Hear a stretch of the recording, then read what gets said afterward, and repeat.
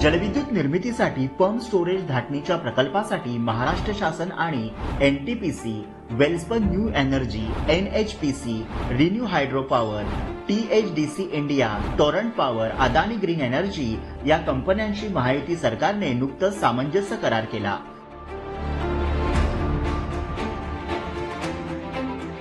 ज्यामध्ये 62,550 इतकी रोजगार निर्मिती होणार आहे।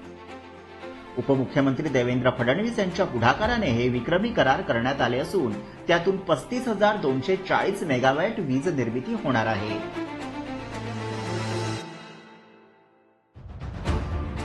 राज्यातील या प्रकल्पांमध्ये सुमारे 1,88,750 कोटी रुपयांची गुंतवणूक, तर राज्यात 2030 पर्यंत 50% वीज निर्मिती ही नैसर्गिक ऊर्जा स्रोतांमधून होणार आहे। या करारामुळे शाश्वत वीज निर्मिती आणि अर्थव्यवस्था वाढीस मोठा हातभार लागणार आहे। राज्याची एकूण वीज निर्मितीची स्थापित क्षमता 46,000 मेगावॅट असून 40,870 मेगावॅटचे पंप स्टोरेज क्षेत्रात वीज निर्मिती करार झाल्यानं हरित ऊर्जा क्षेत्रात राज्याचं हे मोठं पाऊल आहे। राज्यात सौर ऊर्जा निर्मितीतही लक्षणीय वाढ करण्यात येत आहे।